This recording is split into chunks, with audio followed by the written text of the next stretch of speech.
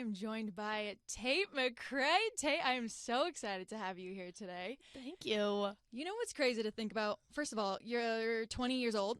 I refuse to believe that. I feel like you are so mature and you've already done so much in your life. And to think that it all began with you posting videos of you singing original music online. Do you ever think about those videos? All the time. Yeah, it's weird. I've been writing songs for so long. It's just interesting, when I'm 13, you write about such different things than when you're 20, but your process stays the same, so it doesn't feel like much has changed. How surreal has that come up been, though, to think about that process? You starting by posting those original videos when you're 13 years old. Yeah. And now here you are, 4 million followers on TikTok. You are touring. You're working on your sophomore album. So much to think about. Thank you. Yeah, it's been crazy. I feel like I've lived 9 different lives in the sense of posting all those YouTube videos, being a dancer my whole life, and then obviously now last year was my first ever world tour kind of thing, and now going into my second album, it does feel very crazy. Time just goes by really fast, and you're I can't believe I've performed on that stage, and I can't believe I've performed on this award show. It just blows my mind sometimes. It's very cool. Yeah, which of those stages or award shows stands out to you the most? I mean, I think my first ever real award show performance was European Music Awards, and that was just very memorable because it was one of my first ones. Yeah. But then performing at Wembley was insane. That's for Capitol. Massive. It was just very crazy because it was 90,000 people, and there's been some scenarios that I didn't even realize how big it was until I got there, and I was oh, this is insane. Yeah. That's when it starts to sink in. It's when you even think about the number of TikTok followers that you have, over 4 million. You can't comprehend that number. Maybe until you start touring, then you can start to comprehend it a little bit more because you see those people in person. Yeah, it's strange. Tour definitely makes it feel a little more real because you're oh, these are actual people. Absolutely. I remember at the end of 2022, you said that you had been working on music with a grown sound, and then you posted a TikTok with the caption saying, "Time for a new era." Do you feel like you've been able to achieve that new era with Greedy and with the other music that you've been working on? It's definitely a lot older sounding. I'm talking about topics that I would have never talked about when I was 13. Yeah, it's interesting. I feel like I'm just in a phase where I kind of this year was just I want to write about fun stuff. I want to write about the feeling of falling in love for the first time and the exciting parts of things. 'Cause I've always tend to hyper focus on all the awful parts of things. I get it. It stands out a little more, as one does. Yeah. But it's been exciting to push myself, just write about different things, and I think people are gonna hear that on my next album. It just doesn't sound like my other music. Yeah. How would you say the process has really changed for you since you were 13 years old? You're now 20 years old writing music. I'm sure it's a little different. Well, I mean, yeah. I think when I was 13, I'd never fallen in love or gone through experiences before, so I was making up stories. Oh, so interesting. Everything was pulled from imaginary or tiny little instances, and now it's written about real people. Yeah. Makes you think of someone in particular, I'm sure. Now we've gone through it. So now it's real. Have your influences changed since then as well? Since at the time you were trying to piece these stories together, was there a certain someone that you looked up to back then, and who would you say you look up to now? So many writers. I think obviously Taylor Swift is a huge I mean, of course, she's one of the best songwriters ever.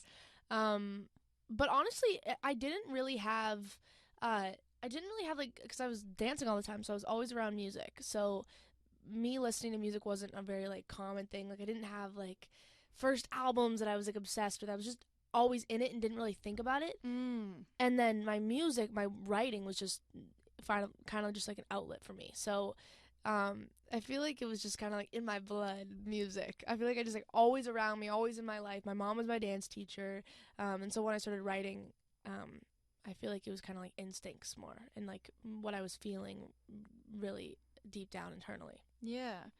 You mentioned Taylor Swift. Did you make it to the Eras Tour? No. And I'm so sad about it. I was in Sweden, which was amazing. But like that Friday that I was supposed to, I was so excited. I was like, I have to get tickets. Like it's on the LA night, and I just like wasn't there, and I was so depressed because it's like everyone was posting videos about the LA show, and I was like, this is so depressing. Don't worry, I didn't make it either.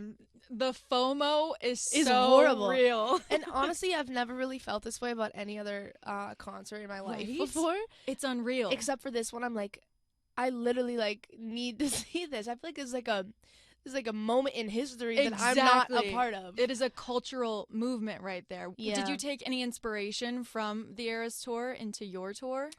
As much as I could see on TikTok, but kind of. I think I've always looked up to Taylor Swift as a performer. I mean, she's just like, her stage presence is unbelievable, and I think just watching her grow up and perform at award shows, same with like all those pop girls like Ari and Miley and Taylor. Like I feel like I just used to watch them and like in awe of them when I was younger, and I still do the same now with them. Yep, exactly. We grew up with them and just continue to look up to them. Yeah. Let's talk about Greedy. Mm-hmm.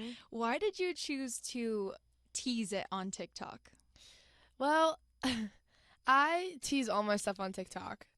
Because I've just always had a really close relationship with my fans in the sense of like, if you don't like it, then I won't release it. Yeah. If you like it, I'll release it. And we've just like always been close like that. So I just, even like last year, I just started teasing songs when teasing wasn't really like a thing. Mm-hmm. I was like, oh, do you like this? Like, and I think now, I was just like, I wonder what they're gonna think of this. Like, it's a totally different sound for me. I never talk like this. Like, I think it's a whole other side of my personality that they've never seen before. So I was so scared. I'm like, I wonder what they're gonna think. So yeah. Well, and it's such a banger. It's officially out now. How has that reception been from your fans? It's been really exciting. I think I always in my head I'm thinking of like the worst case scenario. So I'm like, oh, what if like people absolutely hate it?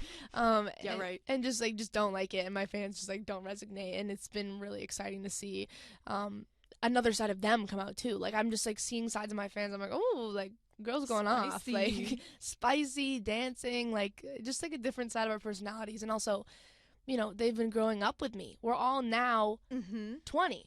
It's not like we're 13 anymore. Like we're growing up, and that's just sick. I'm just like, it's so cool. Yeah. Do you think Greedy represents this new Tate era? A part of it. Okay. There's lots of sides to it. But I think it definitely holds a little section of it for sure. If you could put one word to that era, what would you put? What would you describe it as? Oh my gosh. That's tough. I would say, this is going to be such a lame answer. I would say, like, this is so lame. Intuitive. No, that's good. It's a bad word, but I feel like there were a lot of times where I feel like I just jumped into scenarios without using my brain because I was leading based on my heart and my intuition, which is amazing, but then leads to consequences. And I feel like that kind of sums up a lot of my album. Okay, absolutely.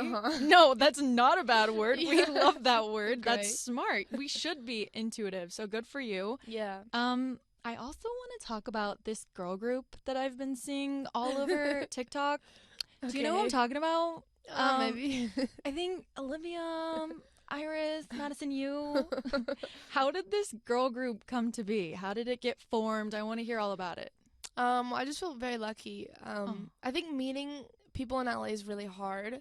I'm also not the type to like be like, let's go out, let's make plans. Like I just can't get myself to like text people. So it's like I met Olivia as soon as I came out to LA, and she's just been like one of my best friends since. So we've just gotten really close this year. And obviously Iris and Madison are like so talented, so beautiful. And then, yeah, she just asked us to be, like, on the set of her music video, and we have been hanging out and having girls' nights, and it's just very fun. Oh, what was filming her music video like? So fun. I mean, like, it's just very cool to support your friends. Like, absolutely, these jobs are crazy. And I feel like we all are going through, like, whirlwinds, and it's just, like, cool to, like, have girlfriends who all we do is, like, hype each other up. Yeah. Yeah. Do each of you have, like, a different role in your group? Is there, like, a mom of the group, like a reckless wild child or anything like that? I think, I mean, we're all pretty similar, actually. Everyone has, like, their character. We're all very different. Completely different. I mean, like, I think we have totally, like, even just, like, me and my best friend Finley, who's one of my dancers, like, he plans out everything, and I just literally could not take things more, like, hour by hour. And it just, like, that's just the way that I am, and I'm like, my girlfriends are totally different. Like, some of them plan things out like crazy, some of them are, like, you know, big nature girls, and some people are not. It's just, we're all so different. And that's cute. I'm from Canada. I'm just, like, I have a totally different personality. But we all love it. Opposites attract. Yeah, you all, like, complete each other in a way. Uh-huh. Could we ever see a collab between yourself and Olivia? I don't know. I mean, obviously, like, if we ever wrote... The thing is, when we're hanging out, we're either, like, listening to music. We're never, like, talking about, like, writing or anything. Okay. So I feel like we wouldn't be like, oh, let's write a song. Like, we're usually, like, sitting there to, like, not think about our jobs. So maybe one day we'll get in the studio, but we'll see. But do you play each other's music before it's released? Yeah. And are you, like, criticizing it a little bit? Definitely with, like, a critical ear. Like, we're like, be honest. I'm like, same with anyone I play my music for. I'm like, don't be like, oh, it's so good, and it's a trash song. Yeah. You know, I think just honesty is key, and we're both super honest. But yeah, I think you know, I don't know where I'm going with this. We're both super honest. No, that's the best. That's how you know it's a good friendship right there. You need 100%. that honesty involved for sure. Yeah. So let's touch on your tour a little bit. You've been touring for some time now, and you're getting to perform your debut album. Finally, that must be incredible. What were the emotions like leading up to this tour? It's been a second since I've, like, stepped out on stage. Yeah. I think it's such a different thing that I've had to learn is from being a dancer. So when I was dancing and I'd get nervous, I'd, like, hold all of my nerves in my throat. Oh. Which is super weird. Like, I just wouldn't breathe on stage. Can't do that now. Clearly, as a singer, you can't do that. So it's been the process of, like, dancing and singing on stage, which is A, hard, and then B, figuring out how to, like, not just sit still. And, you know, I'm moving around a stage figuring out how to, like, actually sing live. And I've been teaching myself. I mean, my first live performance was Lollapalooza, which was, like, crazy. 20,000 people. And I'm like, oh, I've never done a performance before. Like, it was just, I think that's, like, it's just been teaching myself how to, like, be on stage and feel comfortable with it. And that's how I felt with this tour. It's just so excited now because I feel like I've done it a few performances now, and it feels like I'm, like, excited now. No, congratulations. I do remember you mentioning imposter syndrome in a way where you felt like you were trying to be a singer on stage and you were forgetting, like, you are a singer on stage. Yeah. Where do you stand with imposter syndrome now? I think it's something I'll always struggle with. I think it's just a weird thing where you just, like, feel like you, like, don't deserve, like, certain things, or, like, you're like, why am I here? Or, like, it's just really interesting when you get thrown into a whole nother world that you didn't even think was possible. And then you're there and you're like, I don't know if I should feel mortified right now, so grateful right now, or excited. So it's like this weird spectrum that kind of, like, blends together. Yeah. And then you're like, oh my God, like, you know, I don't want to mess anything up. I want to, you know, make sure my fans are happy and make sure that this goes smoothly. And I think that's where, like, the perfectionist in me kind of comes up. So much pressure that you put on yourself, which totally makes sense, of course. And you've done this for so long. For sure. So it just keeps adding up. Can we expect a sophomore album anytime soon? Yes. I'm so excited. I've just been writing it this past year, and I've got quite a few songs that I'm gonna have on the album ready. So I'm excited for people to hear it. Oh, I cannot wait. I am so looking forward to it. Thank you so much, Tate McRae, for joining us here on Tik Tok Radio IRL.